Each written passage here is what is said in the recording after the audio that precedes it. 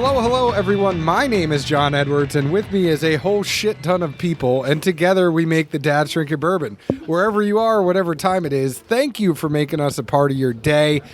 I want to say this is the culmination of our day here at Little Arrow Resort in Townsend, Tennessee. If you've been following along, we've been releasing one of these every week for the past 4 weeks. This is now the 5th episode and the 5th installment of this. We were lucky enough to have a whole host of people from a bunch of great distilleries. So we had Kent and Jason from Old Tennessee. We had Keener and Chris from Old Forge. We had Stanton from Postmodern. And then we had Billy from Short Mountain. Joining all of them, we are all sharing a bunch of microphones. But joining them is Kim Farmer Mitchell. And what is your official title? I mean, you are the mother of the Tennessee Whiskey Trail. I know that, but what is the official title?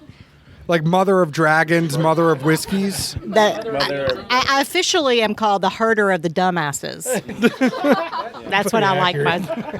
But you work tirelessly for the trail. When did the trail officially become the trail? It was 2 years ago, Monday. I believe that was to me, but go right ahead. I don't believe that's the first time Chris has answered a question for you. Thank God we have him. Yes. I don't know how you'd talk without him. I don't either. I really don't. We should mention, if you've been listening along, I gave him a whole bunch of hell during the Old Tennessee episode. But Chris and I go back now, and I consider him to be a very, very good friend, even though he ribs on me for having graduated from Kentucky. And I guess I am kind of infiltrating this circle of Tennessee distilleries as a quote-unquote Kentuckian. But I am very happy to have called Tennessee my home since 2008. So, Chris, you can accept me. I've lived in Tennessee longer than I lived in Kentucky. You're here. You're here. I am. You're here. It's like, what do you have to say about him? You're here. You're here. That's it. That's it. No, we appreciate you having us all. But, Kim, what is your official title then at the end of the day? I manage the Tennessee Whiskey Trail. She is being so humble right now. Chris, this is when you have to answer for her. So her title is she is trail manager, but she has been very vital in getting the trail going, as has a lot of people. You know, Billy Kaufman was one of the founders of the guild with a vision to have the trail, and Kim has been the one that has seriously herded us along for the past 3 years, 2 of which with the trail being launched. Everything kind of started, if you think about it, Billy, you were the first president of the Tennessee Distillers Guild. That is true. Which now Chris has downgraded. Yeah. As you've dumbed down. We talked about this before. Thank you very much. You gave me a patch from the original guild when you guys first started, and Chris doesn't have anything from the guild. There's no swag. No. There's nothing. There's nothing.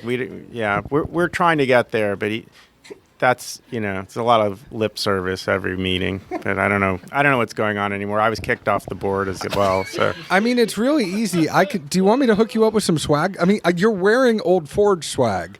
We gave swag to the paying people. No, you gave Old Forge swag to the paying people. It's all about money with this guy. I didn't see any money. I didn't see any Tennessee Distillers Guild swag. We need to pull Carmen from Little Arrow in here and Cassie from Little Arrow in here.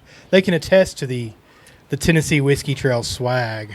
If there's Tennessee Whiskey Trail swag, should I just assume that it's from the guild now? Yeah. I mean, go ahead. I was like, that's what he wants you to think. Yeah. No, I don't know. No. the guild's kind of, is the business part of it. I'm just messing with I was like, No, we get it. But Billy, the guild was here first before the trail. I mean, the trail technically was there, but the guild. Yeah. How did it actually come to be to make the guild? If you think about it, there were 4 distilleries a while ago, and now there's 41. Short Mountain Distillery was, I think, the 6th distillery in Tennessee since Prohibition, and someone might fight me about that later, but that's what I'm going to stand by that. And if it wasn't 6, it was 7. Say the 6th man. 6 or 7, I don't know. How the 6th man comes off the bench, like Yeah. Right. He came off the bench. Yeah, we're old number 6 or 7.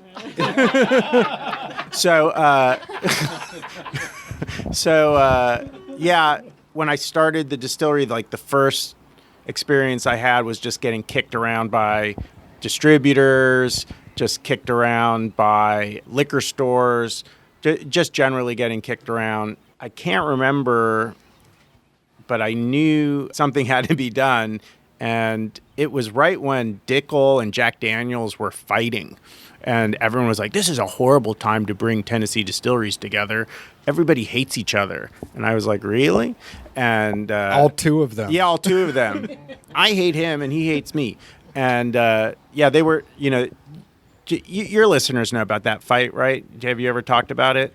We don't talk about. You might as well set it I'll straight. summarize 'Cause I'm it. going to get it wrong. So, and I can get sued over this later, but basically this is what I thought was happening was Just say allegedly. allegedly Brown-Forman was having an argument with Diageo because Diageo wanted to redefine the definition of Tennessee whiskey and take away charcoal filtration. And Brown-Forman, who owns Jack Daniels, was like, no, you're trying to, cheapen Tennessee whiskey.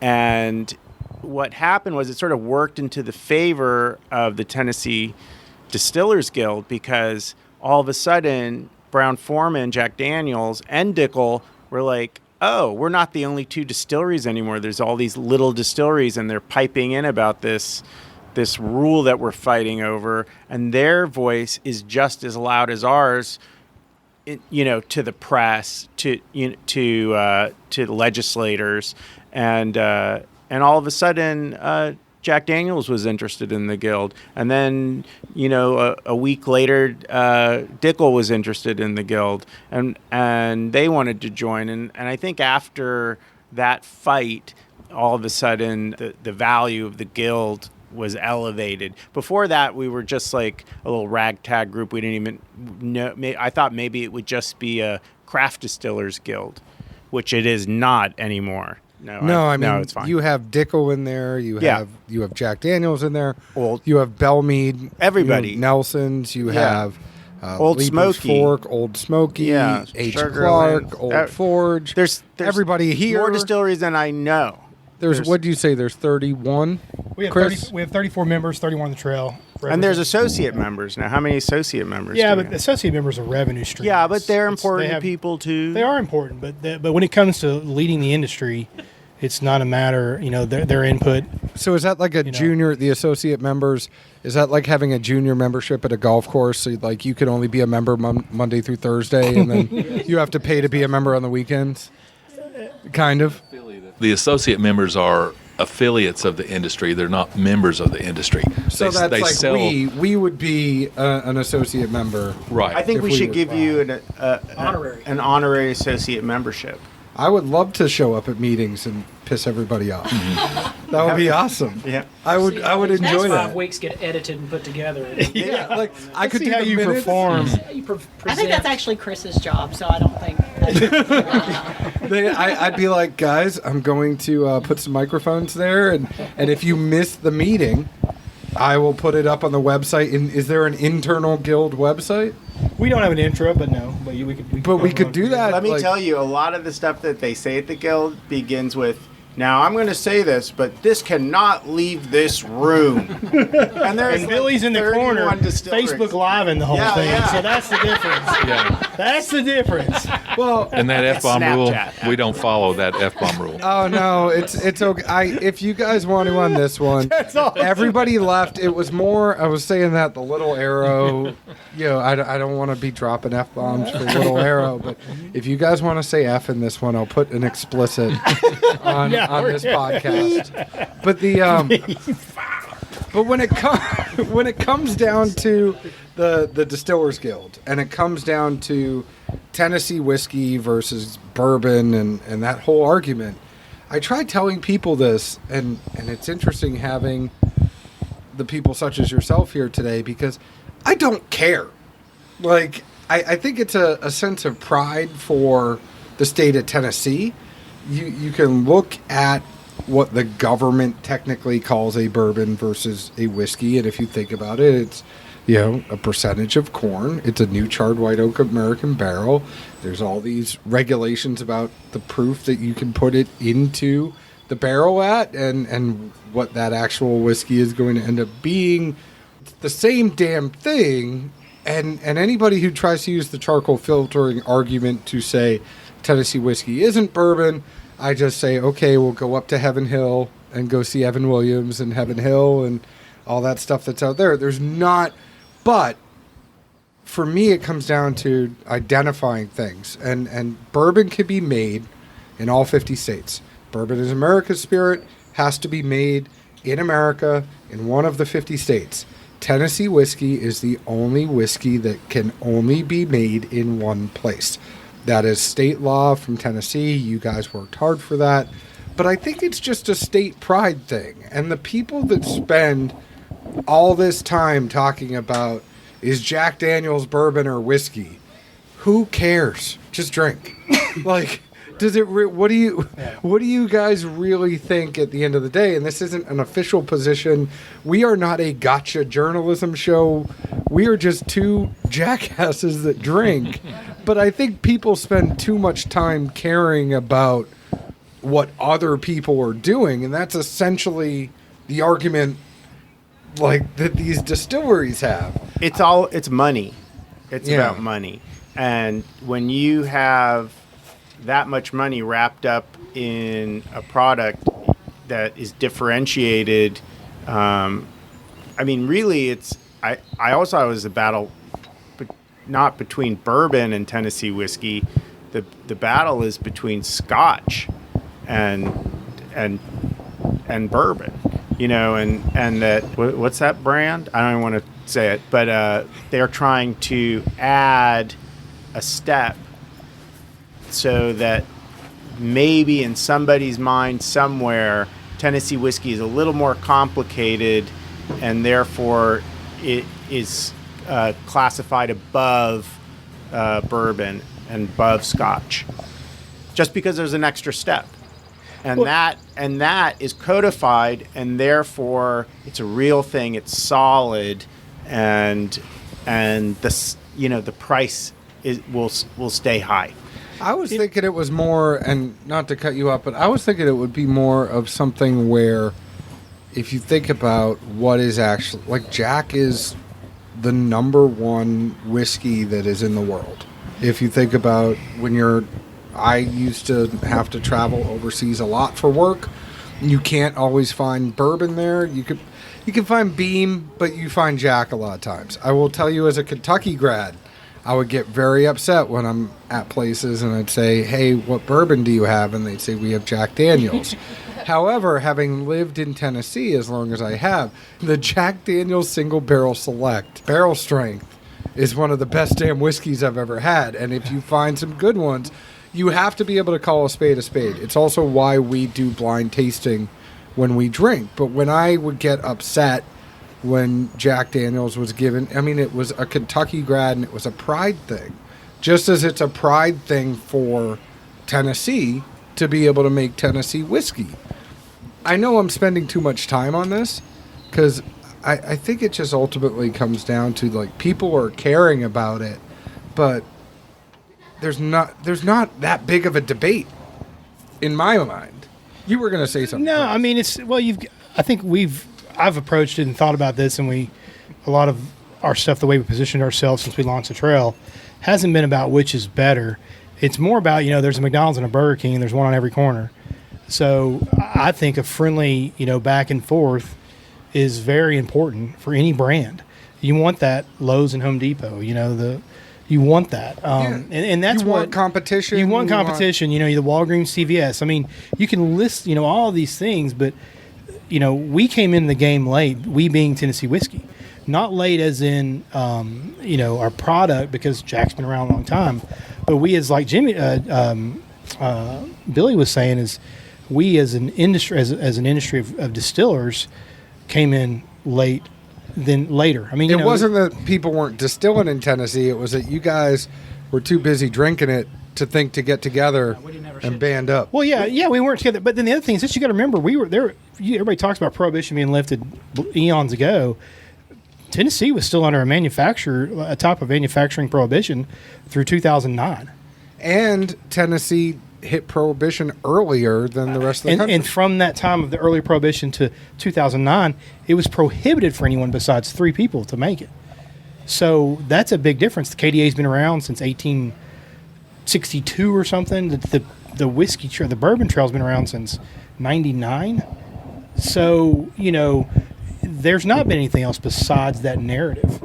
So there's a pride thing, but there's nothing wrong with that. I know that we're proud to have Tennessee on our label. I know Billy is, and Stanton, and everyone in the guild and on the trail is. So it's something I think, competition is good, and it keeps us on our toes, and it keeps people something to talk about. But let me say this.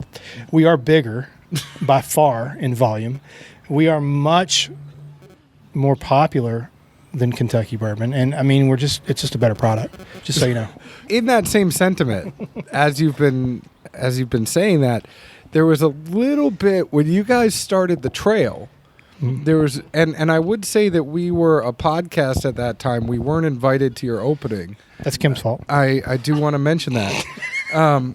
We were around then, but you invited Fred Minnick to come down from Kentucky, but you didn't invite your own podcast that's in your own state, president of the Tennessee Distillers Guild. But as you are, Billy's fault. It wasn't Billy's fault. No, I'm glad. I'm just valid point. But there was a little bit of competition. I mean, the Kentucky Bourbon Trail took notice when you guys started the trail, and there was a little bit of controversy when you guys were putting the trail out. You kind of said, we were fortunate. We've had good. We've had a lot of good support from a legislative body and Chairman Ketron, Senator Ketron. He talked a little smack, and then there was a little smack talked, throughout the whole event. But it was in good nature, and you know what? We can sit there and it benefited both sides. They'll tell you the same thing. It was good. It was good press for them. Well, if it makes you feel any better, Kentucky legislators will say things like, it's good to see people drinking Kentucky bourbon. And I think there was one where the legislator said something. It was Widow Jane that was up there. And he's like, everybody needs to be drinking Kentucky bourbon. And it's like, hey, it's a source product that isn't even done in Kentucky. In Kentucky, yeah. So they can't even understand what they have themselves. Yeah, and like I said, man, it's good to have the competition, and we still stand behind, our numbers. But we're thankful that they're there. They've blazed a path, and quite honestly, we can see some of the mistakes they've made and hopefully not make the same ones, One thing I should mention is I don't see us all drinking enough right now. Should we pass around something for those of you? Or What took you so long? yeah. Here, go with the Russells, huh? Here, we'll go with. We're gonna go with the Russell's Reserve. Go with the Drank More Turkey. It is the Father's Day pick. Either that or Here you go. I also have the Butcher Bourbon here because we just did the Old Tennessee. So whatever you guys want. He is drinking right from the bottle, ladies and gentlemen. That's what we do. This is communion. They're all right doing now. it. Well, it won't be going in past these lips. Thanks, Howard. Because that's not the worst thing, I promise you, than any of us. I'm not kissing everyone in this circle. Alcohol is a disinfectant, especially when it's 110 proof. Yeah, well, come on, Billy. Kiss Chris then. How much? Yeah, right. So yeah, seriously, are we taking bids? Because I'm in. Yeah. I mean, if we could do something here for charity. What the hell is he doing? He said June. He said. No, this was just. There's cups behind you.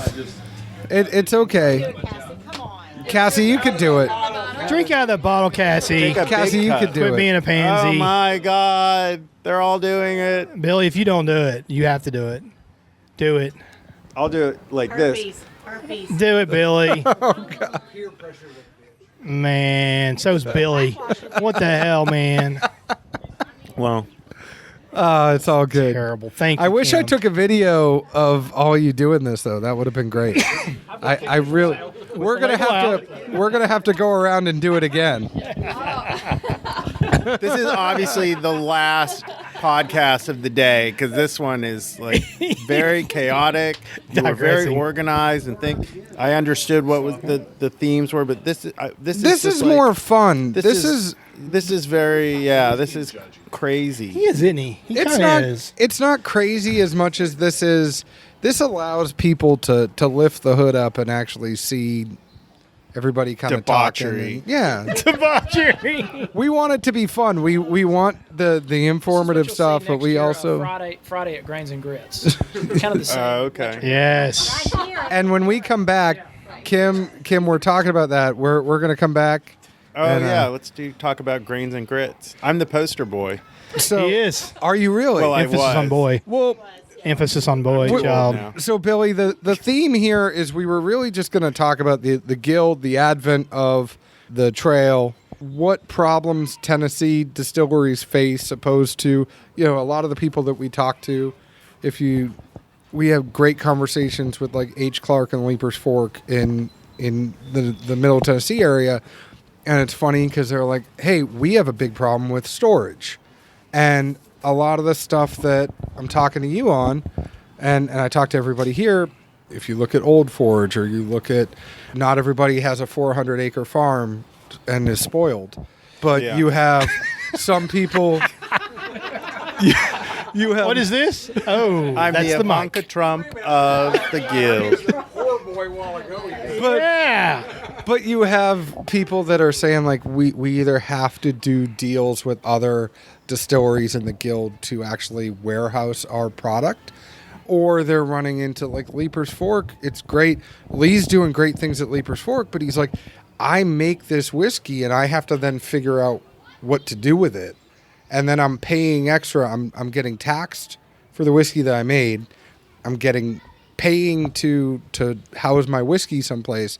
I have to build a rick house. Well, these are the prices that people pay for putting their distilleries in, high price areas. I put my distillery in the middle of nowhere, and I have plenty of space. But he also, he's lucky he has a 40-acre farm. It's not 400. He's missing Yeah. a zero. But he's building a rick house this summer. So I find it fascinating, and that's kind of what the purpose of this one was, to kind of give you the thesis behind it. I find it fascinating to talk to you guys. It's great to have a conversation with all these people here, and I was amazed that like 60, 70 people came out to actually watch us do podcasts today. But the day-to-day, once you get past the veneer of, this is my product, I have a gin, I have a bourbon, I have postmodern, I have every whiskey known to man and spirit, and you guys are coming up with awesome stuff and have a bunch of SKUs, and then you have Chris, who has about 800 flavored. He didn't even know the flavor that he served everyone today. No. I asked him what it was. He's like, I've never had it before. Billy, he's lying. He's lying.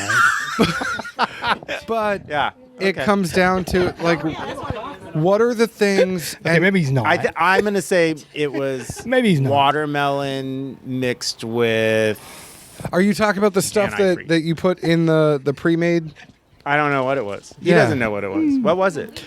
It was a moonshine sangria, but Oh. what flavor moonshine was it? Yeah, Billy. Oh. Didn't I tell you that? Blackberry and peach. It was blackberry, peach mixed together. Blackberry and peach moonshines mixed together. And can I This just is like a cobbler. can I just take a second? I gotta tell you something. Tatum. Since we're talking about all the SKUs. Can I tell you something real quick though? Older women love Keener. Like Where's Brad?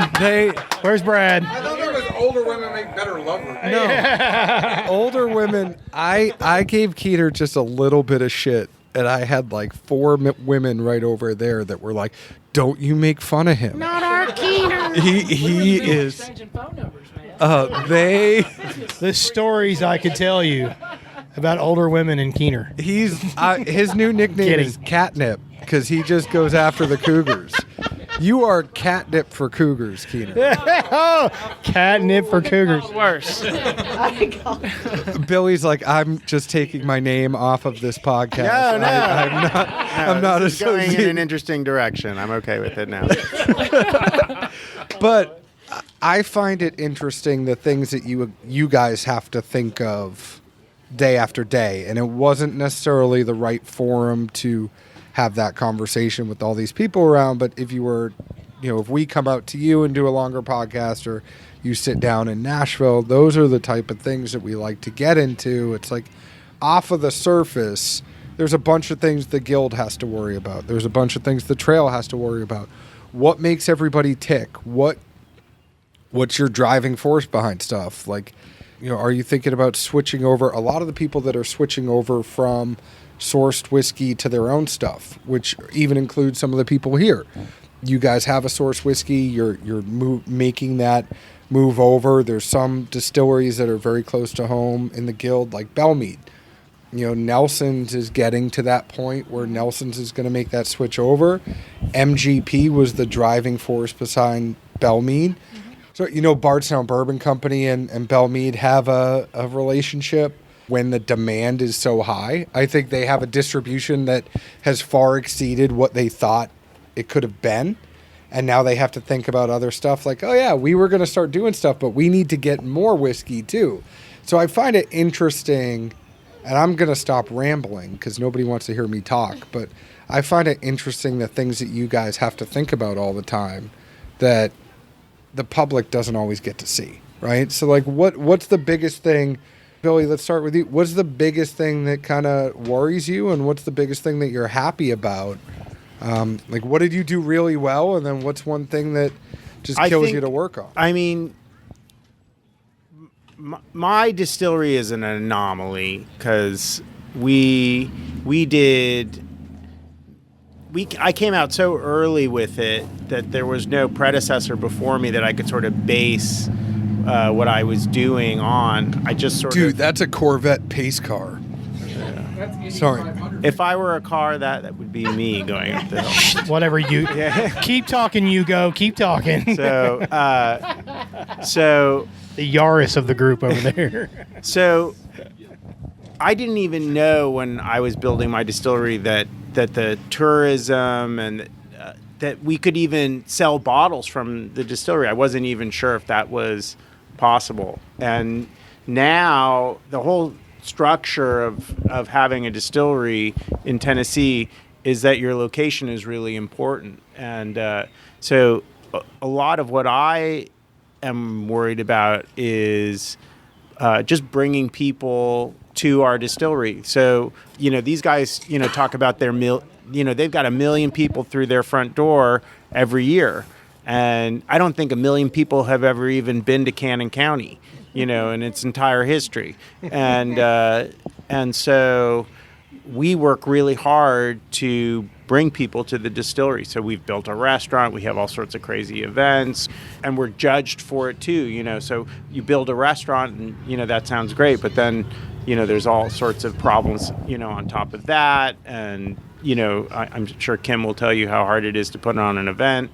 I'm just happy to exist, at the end of the day. And I'm hoping, through podcasts like this, that eventually people will realize, what excellent things we're doing on Short Mountain. We won't have that problem anymore, and we'll have to turn away people because we don't have enough whiskey to drink. You have to get that bed and breakfast going. Hey, on I'm there happy. too. I'm happy to talk to Little Arrow, and they can come and build some tiny homes on my farm. You could do like a Little Arrow East or Little Arrow West. We could do. Yeah, Middle Arrow. Middle Arrow. Yes, Yeah. Little Arrow, Middle Arrow. Hey, let me tell you this: if we have thousands of arrowheads on our property, like arrowheads galore. We're plowing up the field with hemp now for hemp, and we found hundreds. Yeah. Yeah, it's amazing. So is it for you? Is that one of those things though? Because you are doing hemp and you are using the grounds for for other things. The fact that you probably don't get. So if you think about like what Tatum has at Old Forge or what the folks even in Nashville have, all the Nashville distilleries, they're going to get a lot more revenue from tours. Right. And the bottles that they sell out of their store. Yeah. Mm-hmm. Do you find it then harder? So you have to think about what other things you can do on the land to kind of diversify revenue. Is it that the way you're thinking? Or just try and blow our horn loud enough so eventually that we get enough people coming to Cannon County to experience what we have. Do you being so great and making such great products and giving such a great experience that people are just, dying to come and making the trip. That makes sense. Do you find yourself going out to a lot of the whiskey fests, if you think about what Tennessee has, there's a ton of whiskey fests that are kind of the same thing. It's everybody there with a booth.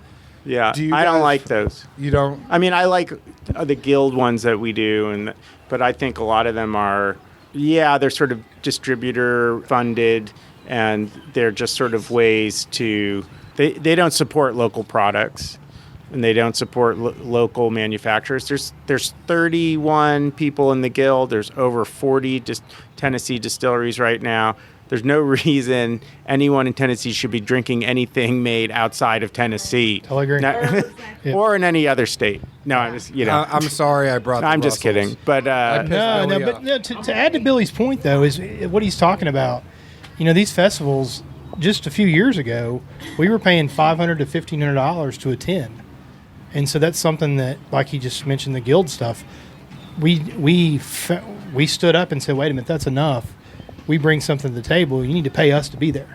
What's the benefit for us being there? Are you going to take care of lodging? Can you tell them that for us, because nobody pays us to go? But it's tough. But that's what I mean. That's his point, though. That's exactly his point. Is that we've been able to in Tennessee flip the script because of our numbers, if you will, sheer quantity of people. We put on a show, too. I mean, if you get the Tennessee Distillers Guild showing up at an event, you have some clout. You're going to have guaranteed entertainment. Every table is a story, every table. Which is the point of this podcast, because everybody's going to find y'all entertaining after. For the wrong reasons. One of the things that I always found interesting with those whiskey events, though, is I'm like, why are you paying to be there? Because you're already giving product away.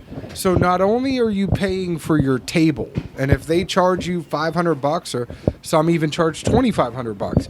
So if you're paying for your table, but then you're giving away $500 worth of product while you're there, that is more of a hit for all you all. But sorry, you were going to say something. No, I have a question/statement outside. Introduce yourself to everyone. I am Cassie Simfer. I do the marketing for Little Arrow. Great resort, by the way. I just should mention. But Thank you. Well, I have a question or a statement for outside of Tennessee, specifically for whiskey. What are your other competitors? And I would think that it would be more international for whiskey and bourbon outside of Tennessee. What other states have whiskey or bourbon truly besides Ireland or Scotland? I just think that Japanese is a big one now. Exactly. And a lot of But in the U.S., I would think that in the South, it's truly whiskey strong. I mean, if you go to Chicago or New York City or California, what other whiskey are people going to drink in the U.S. besides from Tennessee? Ken, you go ahead and go. Or from Kentucky. When we first got in this business about 5 or 6 years ago, we were the 14th distillery in the state. And as we've talked today, I think there are 40, 41, maybe another one or two in the works right now. And our state is not unusual. Our state is normal. 10 years ago, there were roughly 200 distilleries in the United States. Today, there are over 2,000 distilleries in the United States. There's still the same number of linear feet on the shelf in the liquor stores. Yep. And there's still there are more and more people drinking whiskey because it's an interesting idea now. You have a lot more opportunities than just the different bourbons coming out of Kentucky and Tennessee whiskey and a few other products from around the country. But that enormous growth is both an opportunity and a hurdle for us to overcome, because we all fight for the same shelf space and we all fight for the same person, to try our product. And it's great that the industry is growing, but on the other hand, the growth in the number of suppliers is enormous. There are over 100 distilleries in California. There are over 100 distilleries in Washington. There are over 100 distilleries in New York.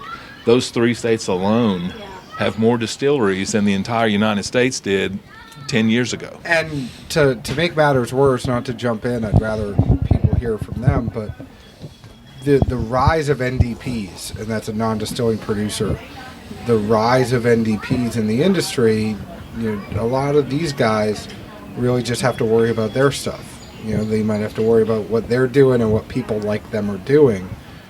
I think I'm in a unique position doing the podcast that I have to pay attention to a lot of the stuff coming out, and you have to read the labels because you don't know how much stuff is going to come from Tullahoma or how much stuff is going to come from Lawrenceburg, Indiana, and MGP, and how much stuff is coming from Bardstown Bourbon Company, Tennessee Distilling Company, all the different contract distilleries that are out there.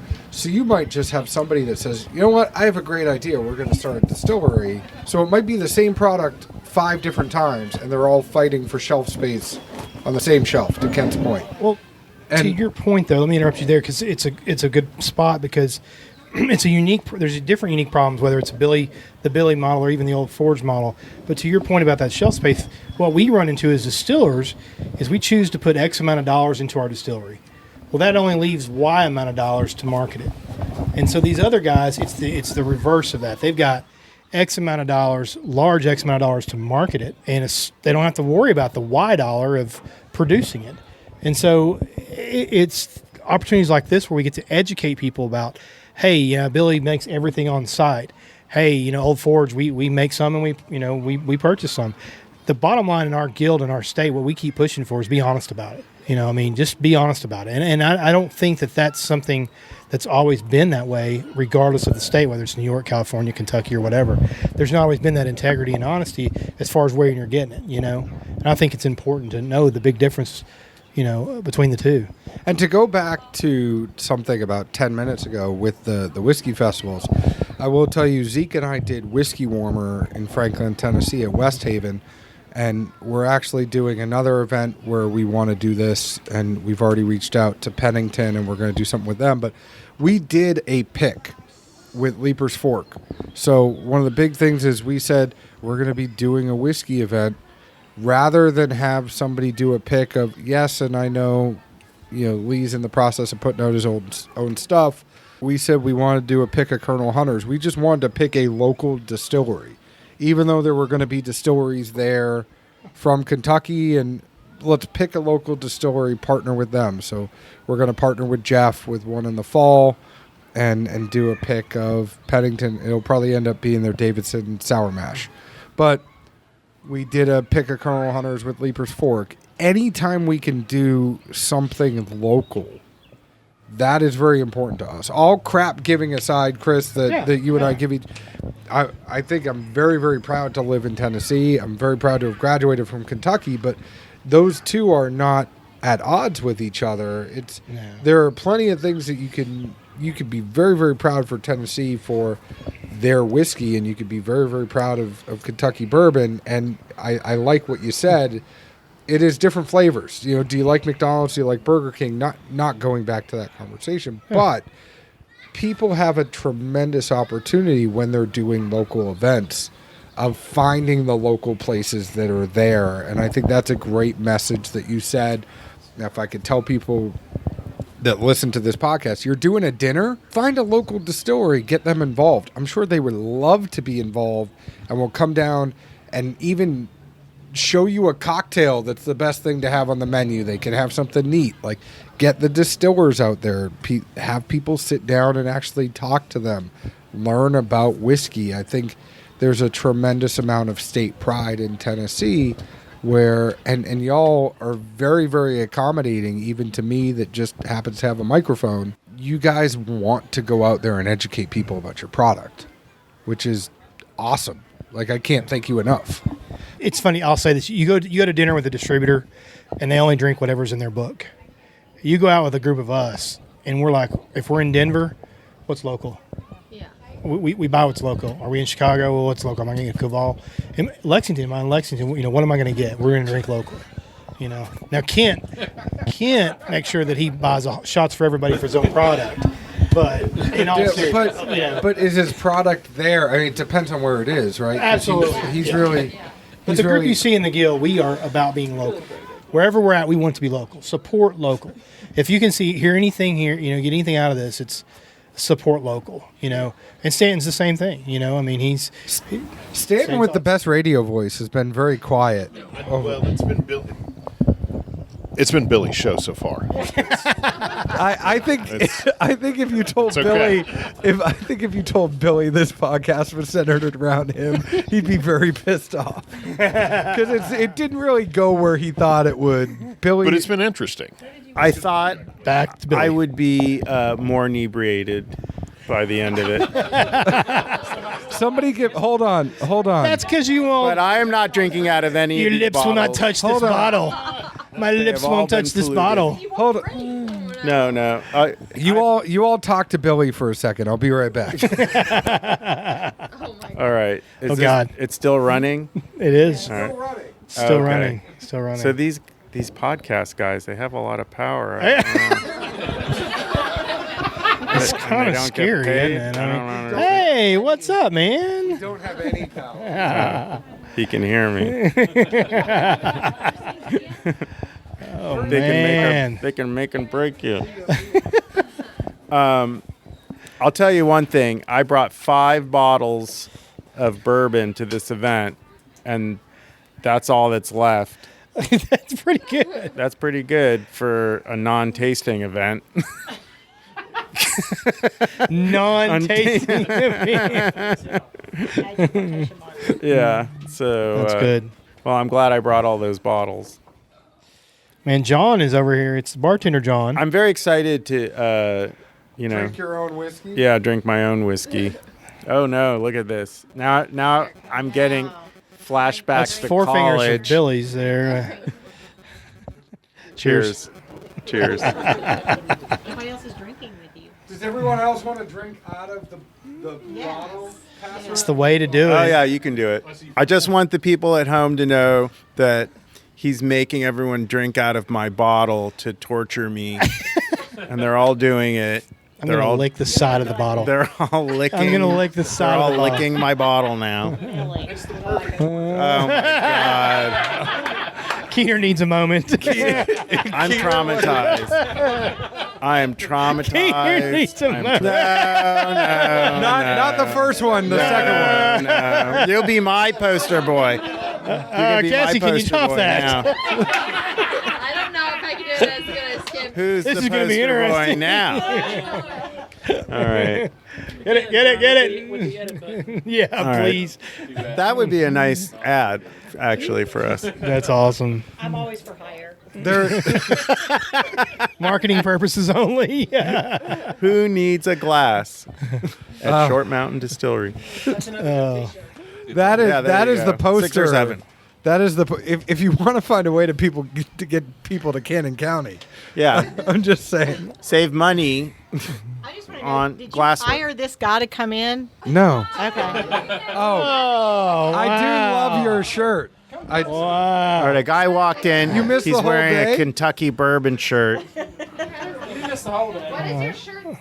It says Kentucky bourbon. Bourbon on it. Now, when are you Kentucky. gonna make?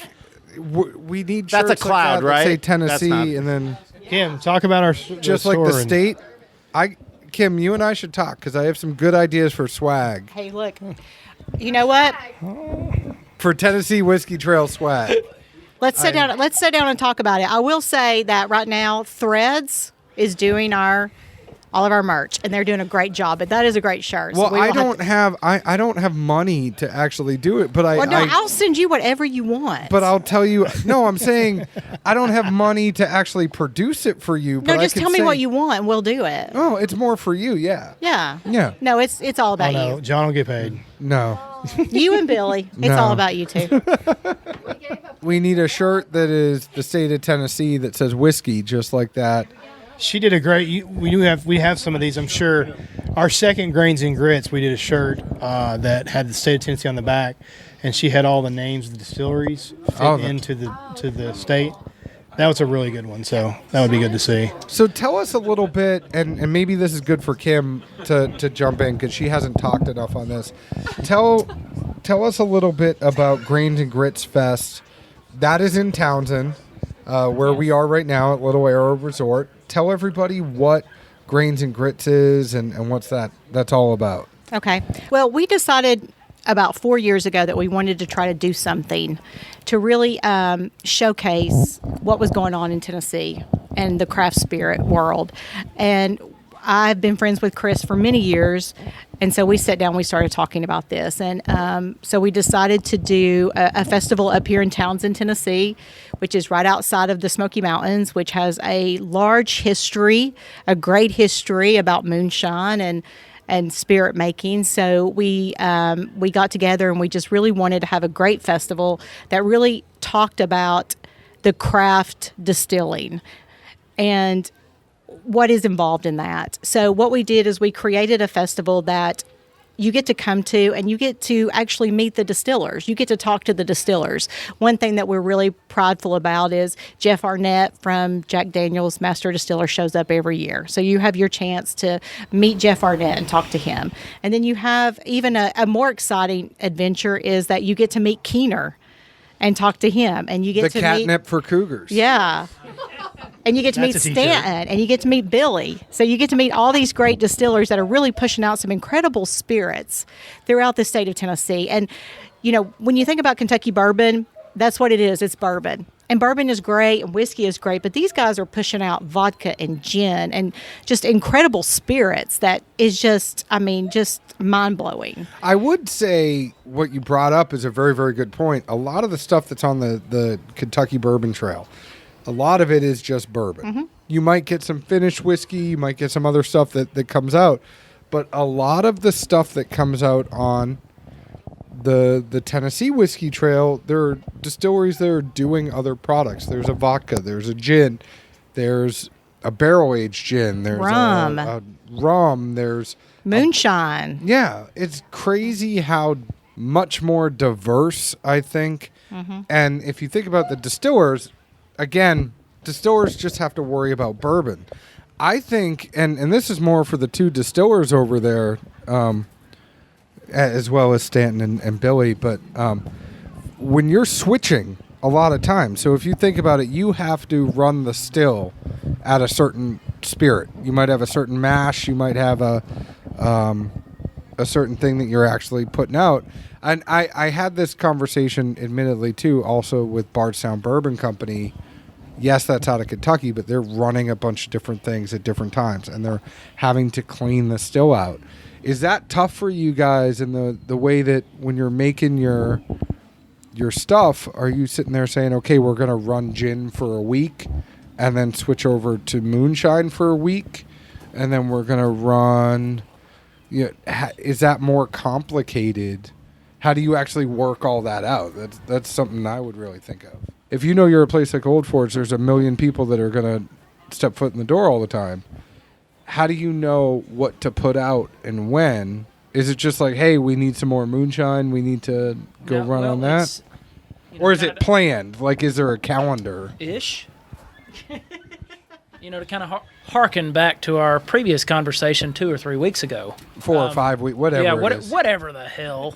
Kim's throwing shoes at you now. Man. She's like, shut up, Shanton. No, there's... It's like Cougar Baby. I plead the fifth. The fifth of whiskey. Plead the fifth of whiskey. At the beginning, it was, just trying to keep up. Like, just really wheeling and dealing. And probably after the past 3 years, we started tracking that. and we could predict, okay, I'm going to need to blend X amount of totes, 250-gallon batches of coffee this year. And what percentage of that is going to go to a 50 ml bottle? What percentage of that is going to go to a 750 ml? So, yeah, we're getting better at that. But you asked something a little while ago that I kind of wanted to pipe up, but Chris he was killing it.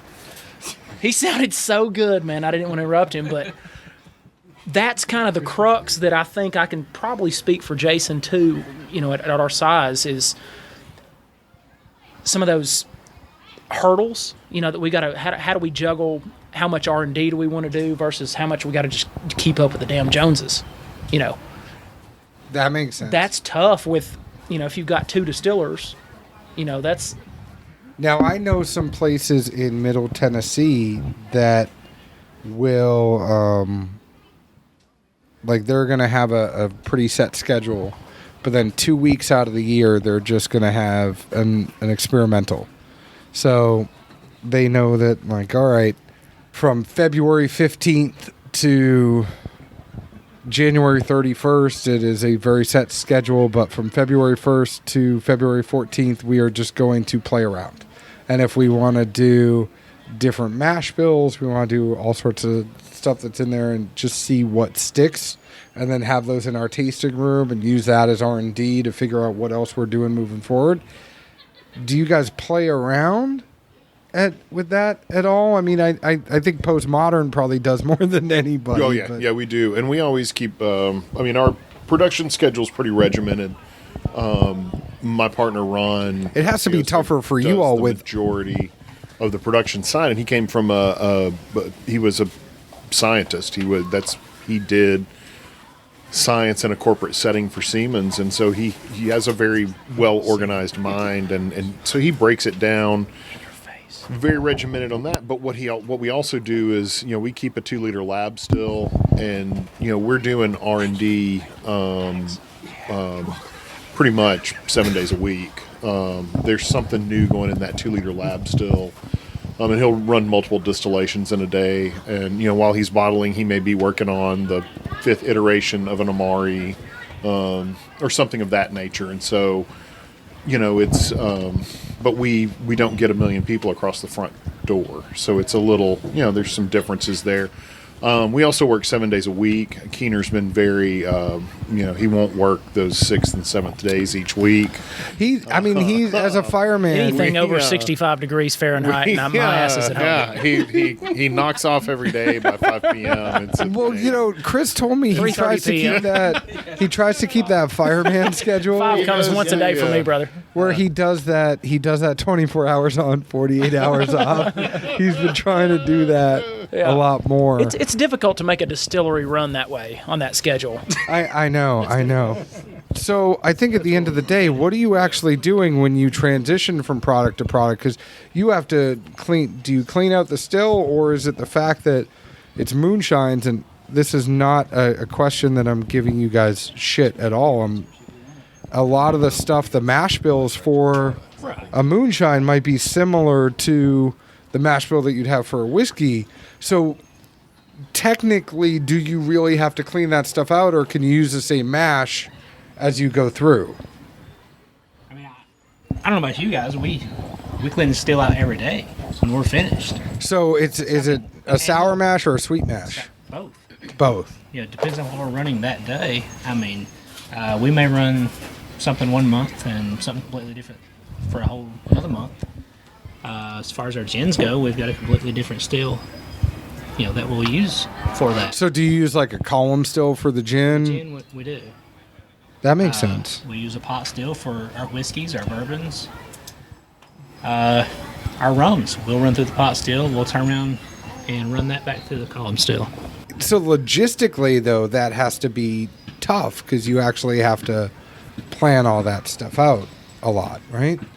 Yeah, a lot of times we do. A lot of times it just comes up. We try to keep so many cases of different things around. If everything's stocked up, we're making bourbon for this month. We're making whiskey for this month. We're making rum. Something pops up. We try to fit it in. I guess it's the same with everybody. The longer we've been open, the more records and reports we have to go back and look at to see what's selling, how much did we grow, how much more did this sell this year versus this year, and to try to predict what we actually need. Hold on 1 second. They're fine. Let them play basketball. Yeah, let them play basketball. Don't mind. Says the guy from Kentucky. I love it. Yeah. Drop I love it. it. I love basketball. Hey, That's good. Beautiful.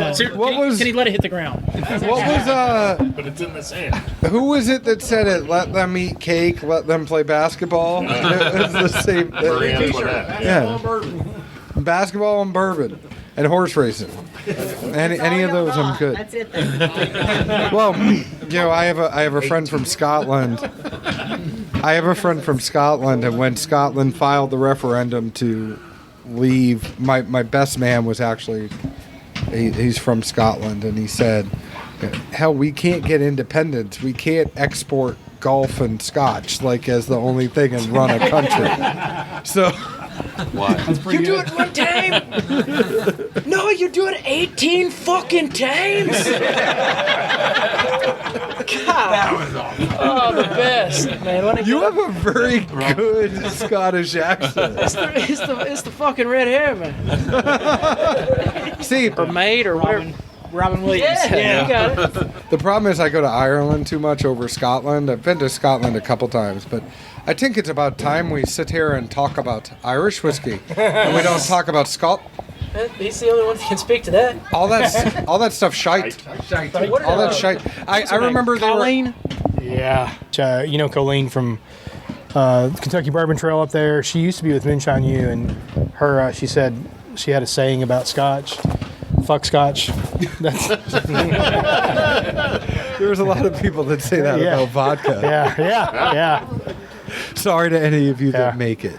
So we did a class up there at in Louisville, and it was me and Kent and a couple other guys from the guild now. Oh, hold on.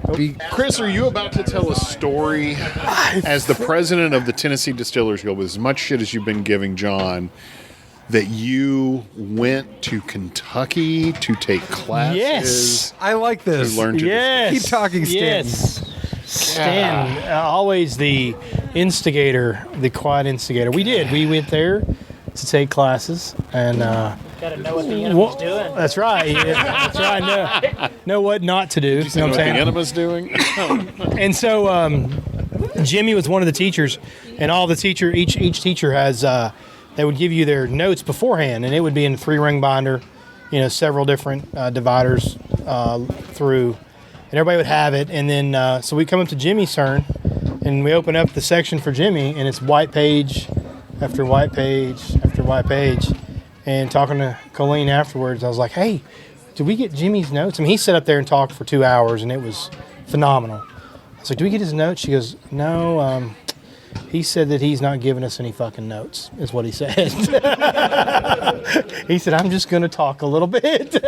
So I love anytime I get to go up there and spend some time with the Russells, just because of all of them are, and I think that's one of the reasons why I love Russell's Reserve so much, and why we did our Father's Day pick after just the whole Russell family is a no-nonsense. I'll tell you right now, one of the best interviews we had on our show before we sat down with all of you was Bruce Russell. Naturally. Bruce Russell was an amazing interview, and he was very candid and just an open book. And, That's just cool. talking about how, Jimmy would do things like back when they got bought out, and these companies would come in and they'd be like, "So when you distill, do you do X amount of stuff here or X amount of stuff there?" And Jimmy's like, "I don't know. I distilled, I put it in the barrel." He's like, "I don't know what to tell you." That's awesome. But just incredible. And I think there is a big, when you're looking at Kentucky, you have that Russell's family, you have the Russell family in Kentucky, you have the Beam family, and a lot of that stuff comes down. A lot of that stuff comes down from generation to generation, but you're losing a lot of those people that were the old guard that just had all that information. And I think it's prime if you think about Kentucky and Tennessee, and you talk about being late to the game. I think a lot of the people in Tennessee don't have that same lineage, where it almost used to be that elite. It's the Russell family. It's the you have Booker. You still have Fred and Freddie, but you don't have all the families that you used to have. You don't have all those names like you used to have, and people are getting bought out by other people. And I think that's got to be something interesting for Tennessee as well, where you have some of the distilleries that end up getting bought out by those bigger conglomerates, by Diageo and Constellation. And there is now, you might have those people there from a marketing standpoint, but you don't actually have them there from a distilling standpoint and the knowledge being passed. So if you think of distillers such as yourselves, you don't have that knowledge being passed down like it used to. There's a reverence for the bourbon industry in Kentucky that is admirable, and I think all of us would say that. And we recognize the fact that they've been doing this for a long time. Jack Daniels has been doing this for a long time, and Dickel has been doing this for a long time, but the rest of us are new. And we're creating that because the camaraderie in this industry that was one of the most eye-opening things to me. When we first started, I had an interest in this industry. I love business. I love manufacturing. It's what I've done for 35 years. And I've never been in an industry, though, where I go talk to people that are going to be my competitors that were as open as they were in this industry. And we went to, a couple of distilleries, and Billy was one of the first places we went to. And the first thing Billy said was, I really don't have any time to talk to you. And like 2.5 hours later, we're still talking, and it was very good. And you still have to pay that invoice that I sent you. Oh man, for those 2 hours. The check's in the mail. I promise. But it's a unique industry, unique for me, in that there's so much camaraderie from company to company, because we all have a goal that we want to make a good product, but we also, and I don't really want to use the word enemy, but basically we have a common enemy because we're so heavily regulated that we need to work together to be able to get our product to market without getting basically restricted and taxed out of business. And in Tennessee especially, there's a lot of there have been a lot of hurdles to overcome. And until 10 years ago, there were 3 distilleries, like we talked about earlier, and they weren't allowing any more. And then we've had a very receptive legislature, and we've been able to work together as a group to make a lot of headway. And I think that's a lot of what's made the guild so successful, is that we've made a lot of headway and been able to reduce the tax burden, reduce the regulation burden, and get ourselves into the market without having to jump through so many hoops. Well, don't tell Carmen. By the way, everything you said was just really good. Good. But I think I'm going to regret letting them play basketball. So. Yeah, I mean, We're in war. it's like There were 2 18 before, basketballs out and now there were 8. I said, no, let them play basketball. So for all of you listening to this podcast, I apologize. It was my fault. I said, let them continue to.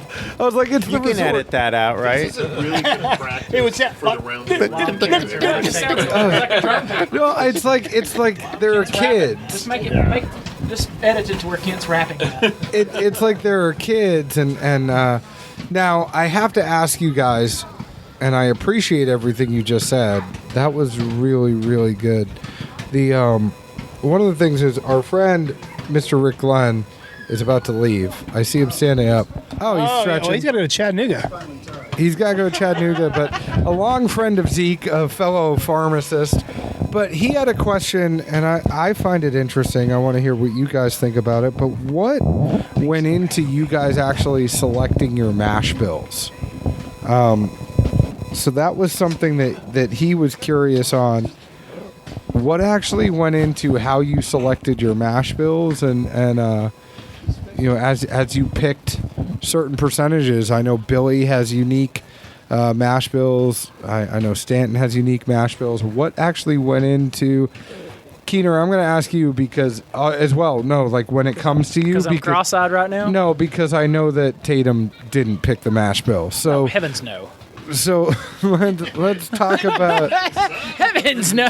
We're not still talking Irish? Yeah. No, I think... No, I mean, us, I was going to go to you last, but I wanted to go to Stanton. looks like I'm on my way out, right?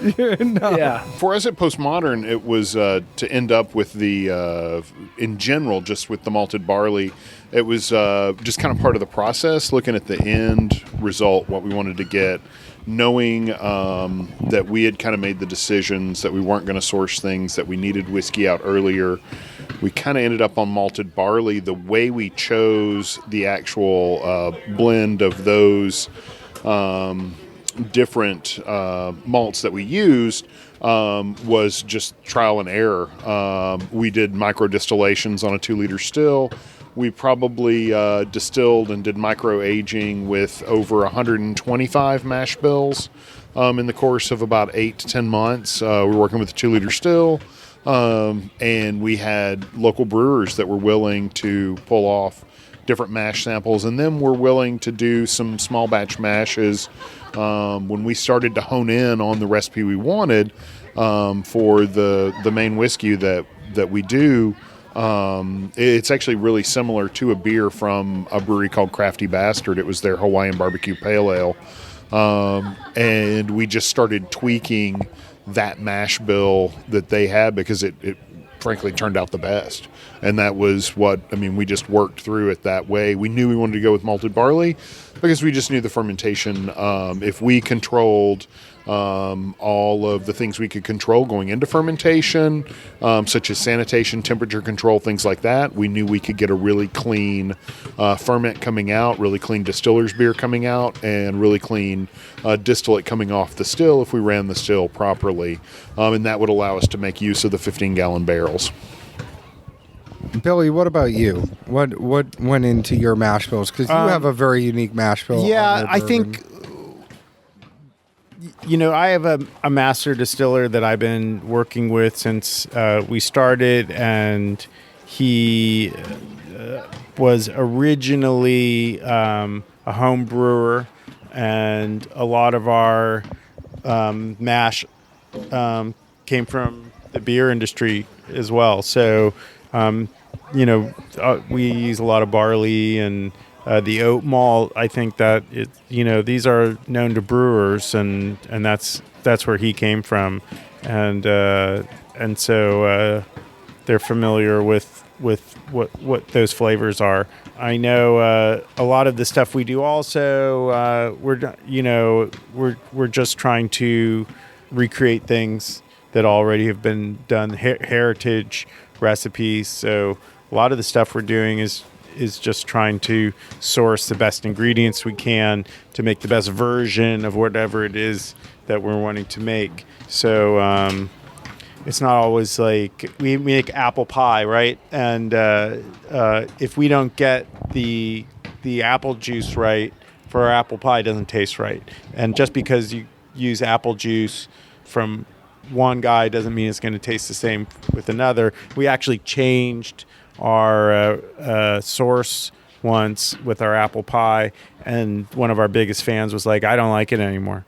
And then we had to figure it out, like what went wrong. And it's things taste different, so it's not always just using barley, but whose barley and whose malts, and it gets complicated. We have a lab still, and we've used that. We also have like a little 15-gallon still that we call R2D2, and we've used that before.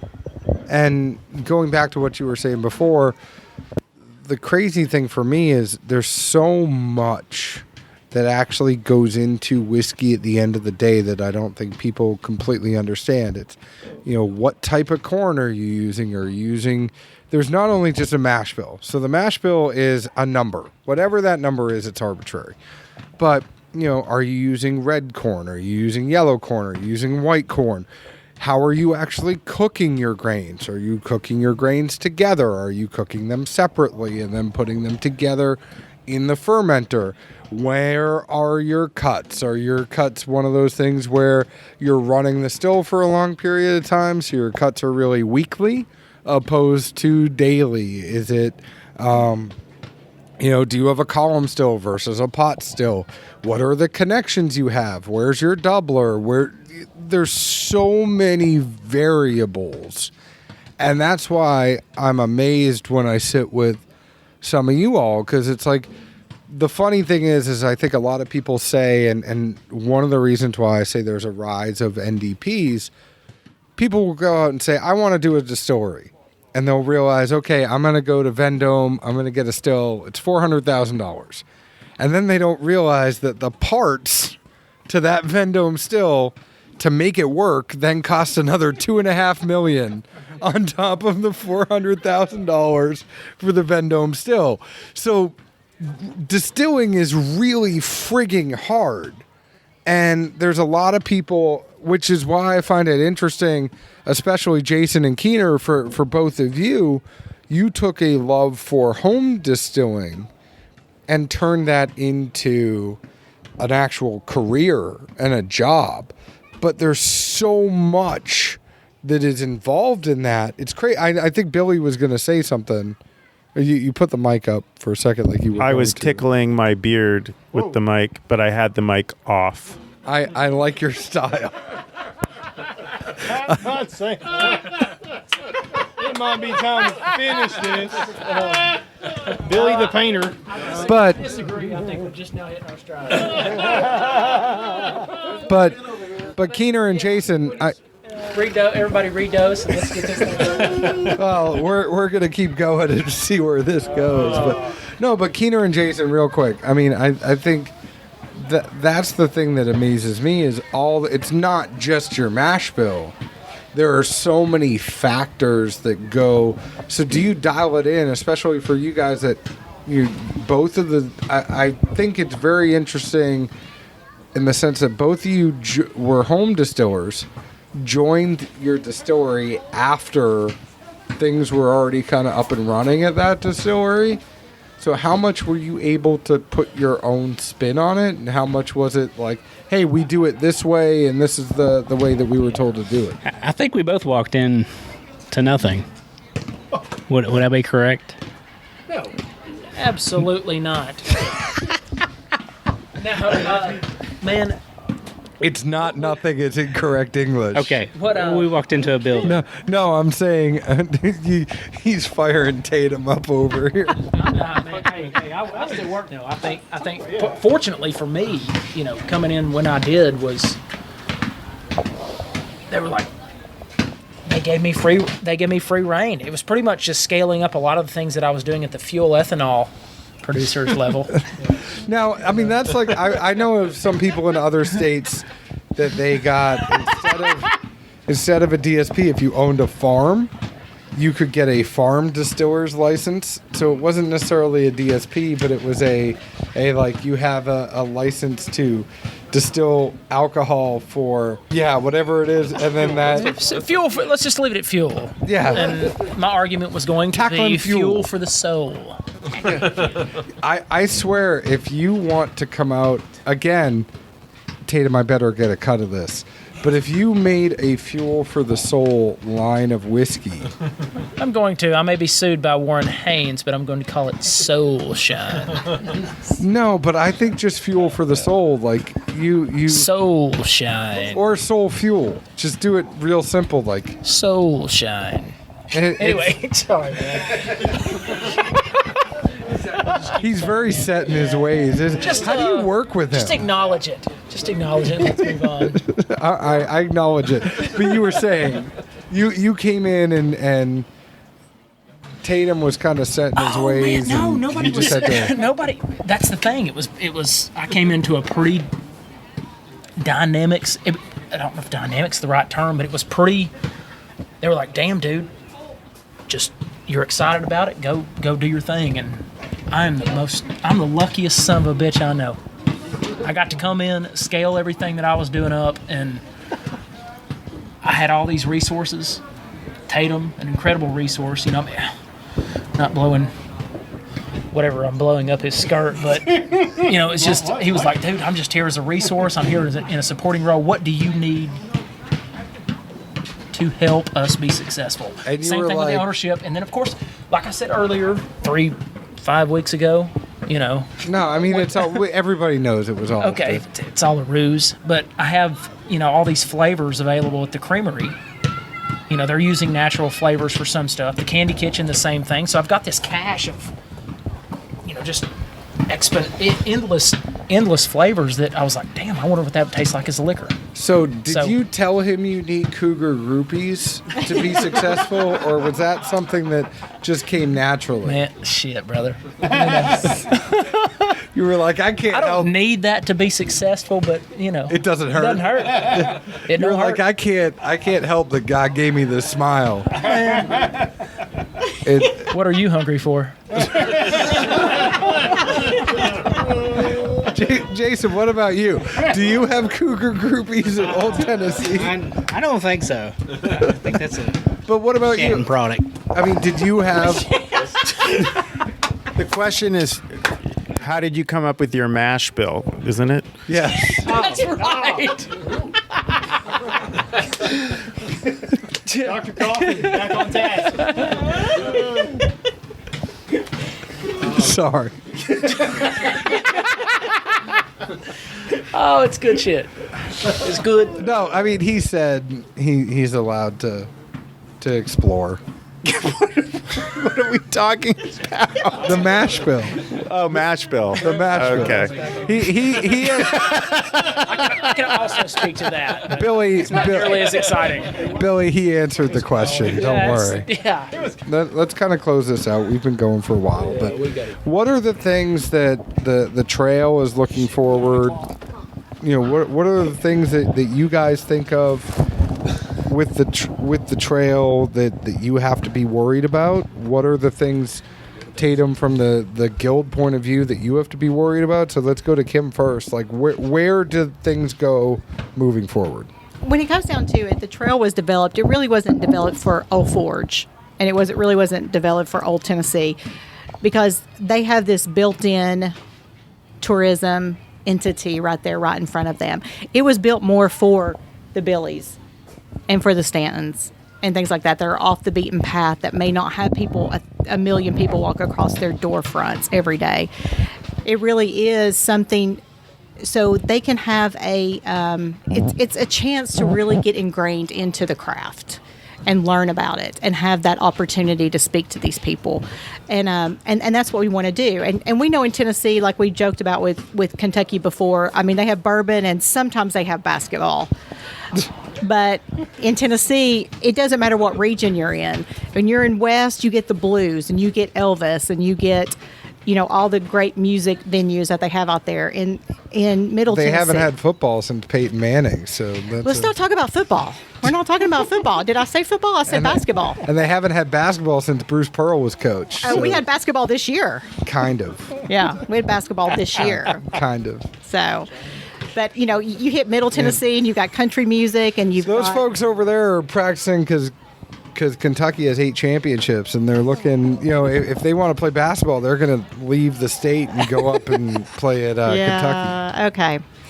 So again, in Middle Tennessee, you have country music and you have Nashville, and then when you get East Tennessee, what do you have? You have the Smoky Mountains, the most visited national park in the United States of America, the beauty that no one can compare to. So there's so much more that brings people to Tennessee. But then now we've got these great distilleries that people can enjoy while they're here, and it just adds to the fun and the memories that you can have, and that's what the Tennessee Whiskey Trail is for. That's awesome. Tatum, what are you guys thinking about with the guild moving forward? What's the number one thing that you're happy about going into the rest of this year, What's one thing that y'all need to work on? From a guild perspective, the whole thing Billy talked about starting it. There was 13 of us that sat in that room, and the whole point at that time was to have a voice in the industry, because at that time, the 13 of us, and then Billy being, number 6, so numbers 4, 5, and 6, they didn't have a voice. They were told what to do. They were told more, and I'm sorry, not even told what to do. They weren't even told clearly what to do or how to run their business. And so I think the goal from the beginning has been able to be a voice in the industry, to stop being, for us to have a voice in controlling our businesses and being able to run our businesses. And I think that's something over the past, several years that we've been in existence, which is 5 years in March is when we sat in that room and started the guild. And since then, we've passed legislation every session that provides additional revenue directly, or provides revenue opportunities directly to every single member. We've been on the defense on a couple of things where people tried taking money out of our pocket. So I think that's something that I'm most proud of, is that from the very beginning, we've had a goal to speak with one voice and a goal to continue to make sure that we have opportunities for our members. And I think going forward, the thing I'm most worried about is, you continue to worry about the guys that come in and shortcut the process and take away that market share from those of us that have put money on the line and time and energy on the line.